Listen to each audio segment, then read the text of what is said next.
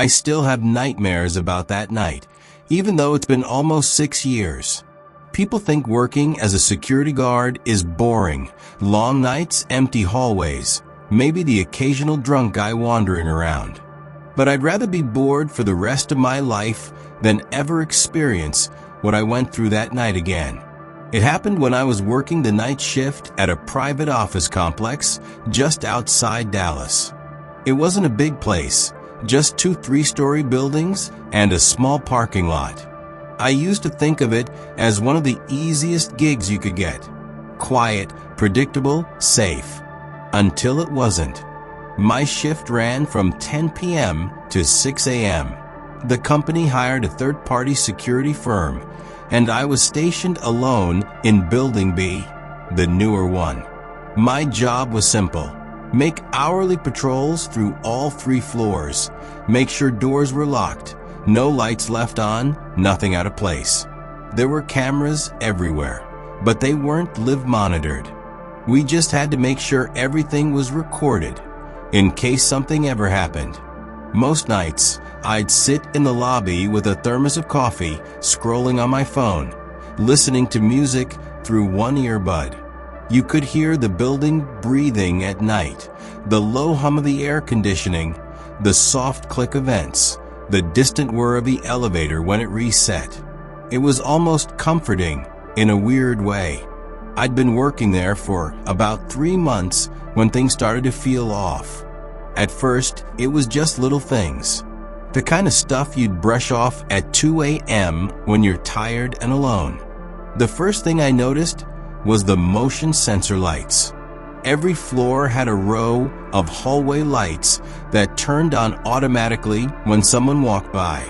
But twice, when I was watching the security feed from the monitor, I saw them flick on in the east hallway, the one near the maintenance closet, when nobody was supposed to be there. The first time, I figured maybe the air vents or a bug had triggered the sensor.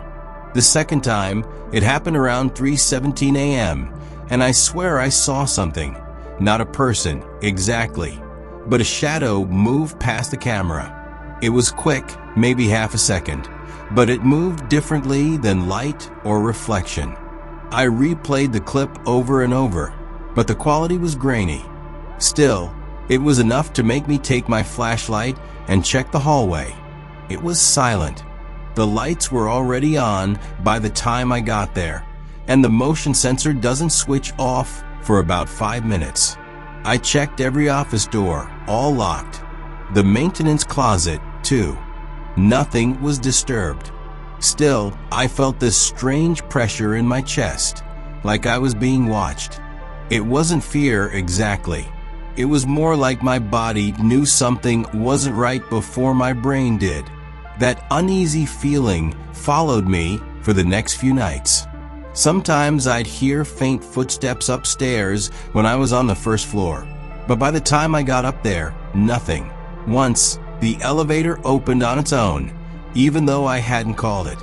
The doors just slid open with that soft chime, revealing an empty interior, the light flickering slightly.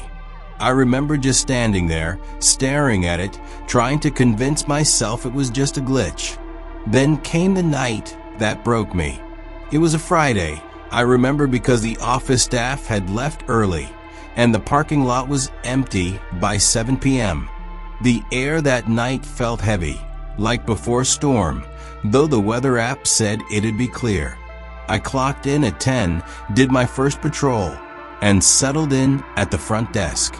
Around 1:45 a.m., I was watching the monitors when I saw something that made my stomach drop.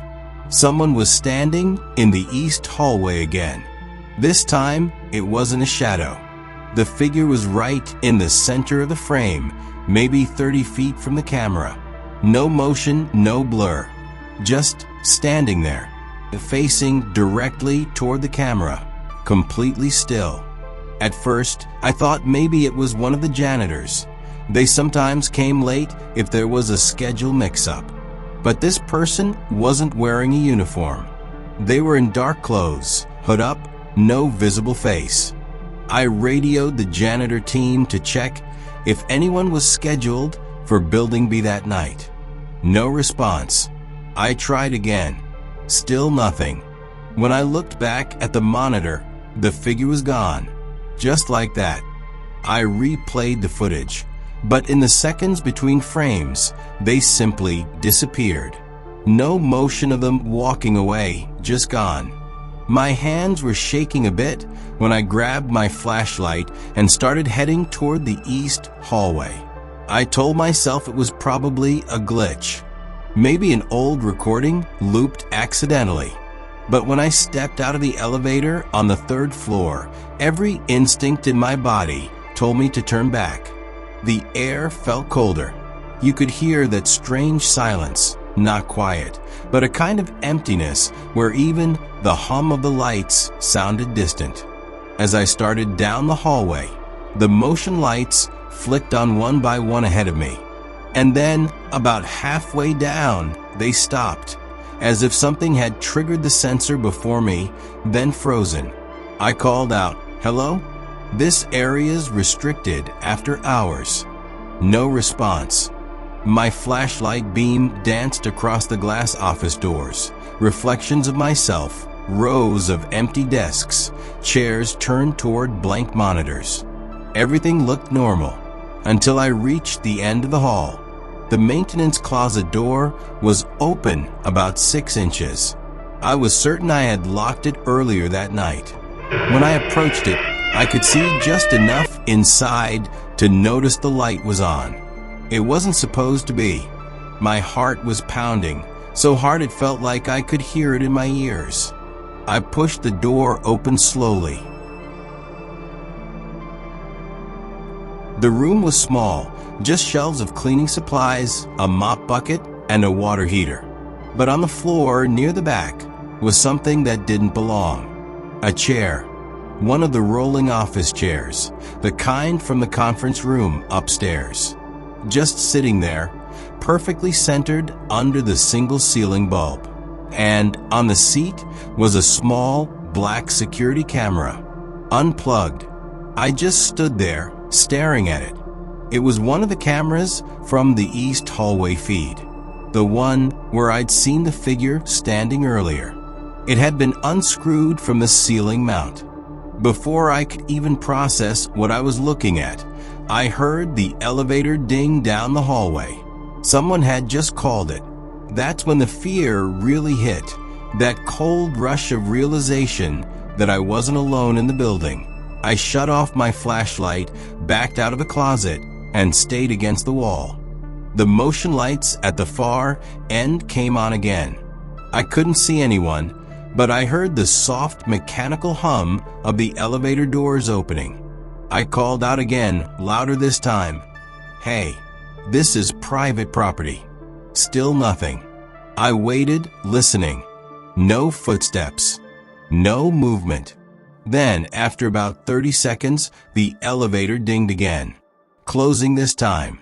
I rushed toward it, but when I got there, the doors were still open, empty. I checked the button panel, and that's when I saw it. The floor indicator light showed the elevator was now going down. But I hadn't pressed anything. I stared at the panel as it descended. 3, 2, 1 basement. That didn't make sense. There wasn't supposed to be a basement in Building B. At least, not one listed on any of our schematics. The panel light blinked twice, then went dark. The elevator didn't come back up. It just stayed there, somewhere below ground. At that point, I called my supervisor. He didn't answer, so I left a voicemail explaining everything. The figure, the camera, the elevator. Then I went straight to the security office in Building 8, locked the door, and stayed there until sunrise. I didn't even try to check the other building again. When my shift ended, I told the morning supervisor what happened. He looked at me like I was crazy until I showed him the footage. But when we pulled up the camera feed from the east hallway, the section with the figure was gone. The file jumped from 1:46 to 1:49 a.m. 3 minutes erased. The rest of the footage was intact. They sent a maintenance guy to check the elevator system, but he couldn't find anything unusual. According to him, there was a service access level listed in the controls, something used during construction, but it had been sealed years ago. Still, the elevator's digital log showed it had gone down that night, to a level that didn't exist. The following week, I asked to be transferred. I didn't even wait for them to decide. I left the job and took a different site altogether. But a few months later, one of my coworkers called to ask if I'd seen the news. Apparently, Building B had been temporarily shut down after an electrical inspection revealed a hidden floor beneath the structure, an unfinished basement. Inside, they found several old desks, camera mounts, and security monitors, all long disconnected. Nobody knew why it was there or who had used it. But what caught my attention was what they found near one of the support beams, a chair sitting directly under a ceiling light with an unplugged camera on top of it. I never went back, even when the story started spreading online about how workers sometimes heard movement from the lower elevator shaft. I stayed out of it. But sometimes, late at night, I'll wake up from a dream where I'm back in that hallway again. The lights flicker on one by one ahead of me. The air goes cold. And at the far end, just before the motion sensors stop working, I see that same dark figure standing perfectly still, as if it's been waiting for me to come back down. I used to work as a night security guard for a hospital warehouse. It wasn't the main hospital, just a large storage facility a few blocks away that held old equipment, medical records, and sometimes broken machines waiting to be scrapped. It was quiet, too quiet most nights. I took the job because it was easy money.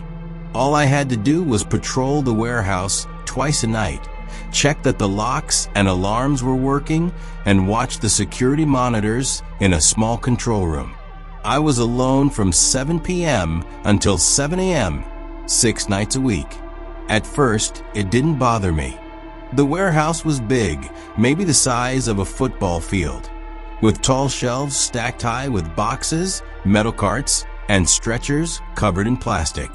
Fluorescent lights buzzed overhead, but at night, I kept most of them off to save power. Only the hallway to the control room stayed lit. The first few weeks were uneventful. I listened to the radio, drank too much coffee, and sometimes walked through the aisles just to stretch my legs. There was an eerie stillness to the place, but I got used to it. It wasn't until my third month that things started feeling off. It began with something small. One night, I was doing my usual round at around 2 a.m. when I noticed a wheelchair sitting in the middle of an aisle. It wasn't there earlier. I was sure of it.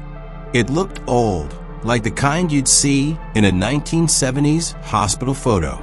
Rusty wheels, torn seat. The tag said disposal, broken frame. I rolled it back to the corner where discarded items were kept and didn't think much of it. But an hour later, when I checked the monitors, I saw it again, right in the same spot in the middle of the aisle. I froze. There was no one else in the building. No open doors. No movement on the cameras. I told myself I must have missed it before, that maybe I didn't push it all the way back. But I remember hearing the faint squeak of its wheels echo in my head for the rest of that shift.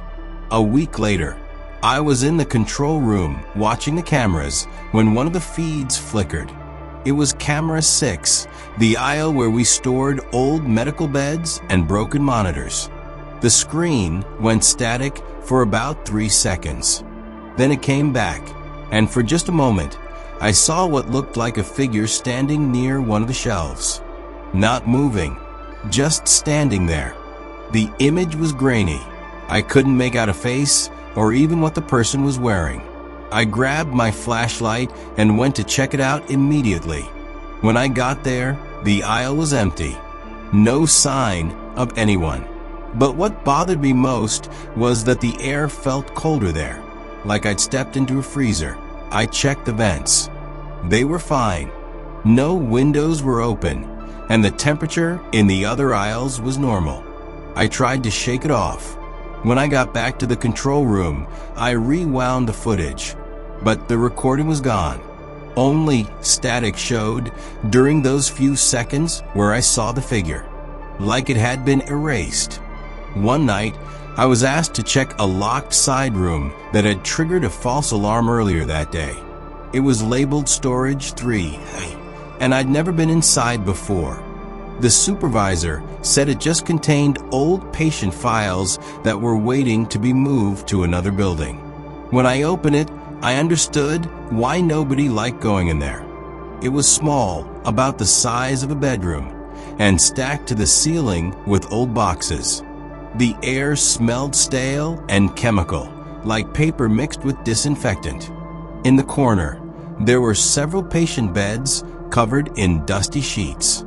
Beside them, a single four stand stood upright, with a hook still holding an old, empty fluid bag. As I swept my flashlight across the room, something metallic clinked on the floor.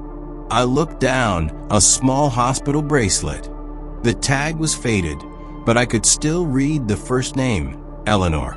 I pocketed it, assuming it must have fallen from one of the boxes, and closed the door behind me. That night, around 3 a.m., I heard something from that direction. A slow, metallic dragging sound, like someone pulling that four stand across the concrete floor. It stopped when I got up to check the hallway, but the sound started again when I sat back down. I muted the security monitors just to make sure it wasn't feedback from the cameras. The sound continued, closer this time. When I finally built up the nerve to go check, I found the door to Storage 3A slightly open. I knew I had locked it. The padlock was hanging from a latch, still closed, but the metal loop was snapped clean in half. The room inside was pitch dark and colder than before.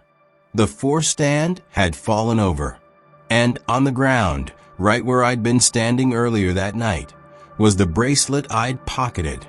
Only now, the name tag was completely blank. After that night, I asked to switch shifts, but my supervisor said the day position was already filled. He told me I was just psyching myself out, that the warehouse could be creepy sometimes. I tried not to think about it. For a few nights, things went back to normal, but then came the footage. It was around 4:30 a.m. when I noticed movement on one of the cameras.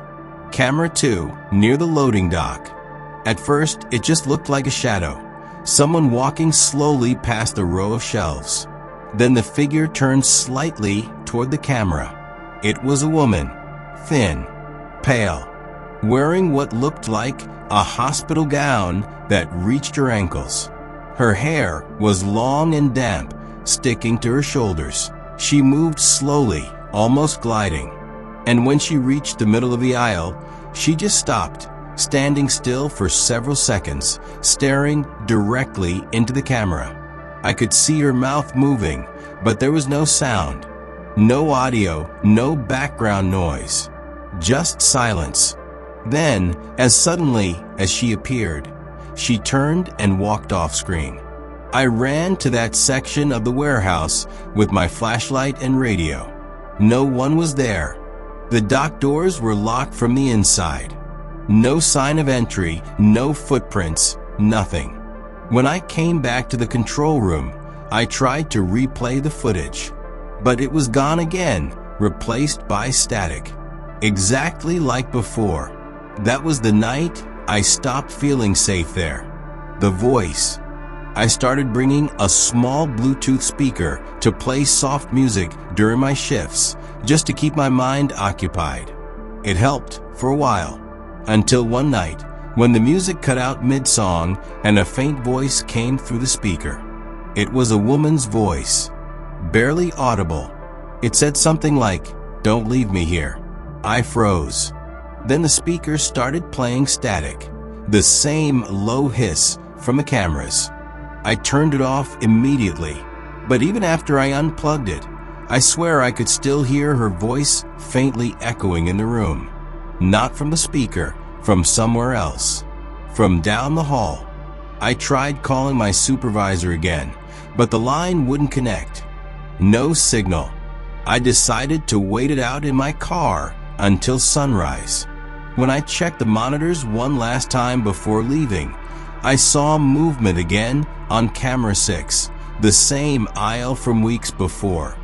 The woman was back, but this time she was sitting in that same old wheelchair, facing the camera, not moving. I didn't want to go back after that, but quitting wasn't an option yet. I needed the paycheck, so I showed up for one last shift. Friday night. When I walked in, the warehouse was unusually silent. Even the hum of the lights felt softer. It was almost peaceful until I noticed the smell. It wasn't the usual chemical scent. It was faintly sweet, almost like rotting flowers, and it seemed to follow me wherever I went. I started my first patrol, flashlight in hand, trying to stay calm.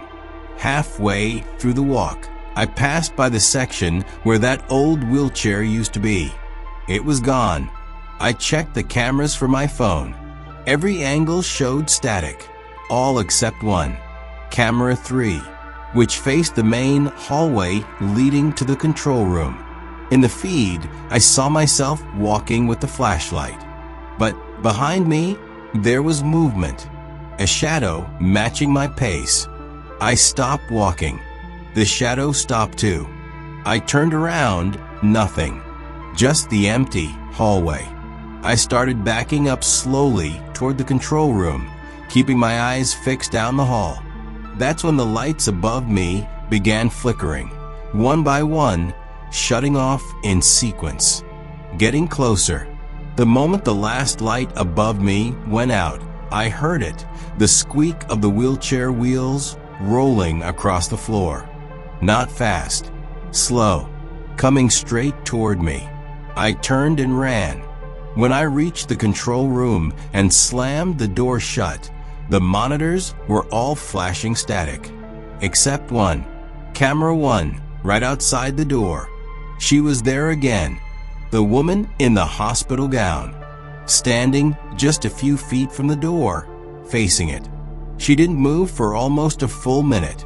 Then, slowly, she lifted her hand and pointed, not at the camera, but at me. The feed cut out. When the morning shift arrived, I was still sitting in that room, frozen. They found me with the lights on and the monitors off. I told them everything.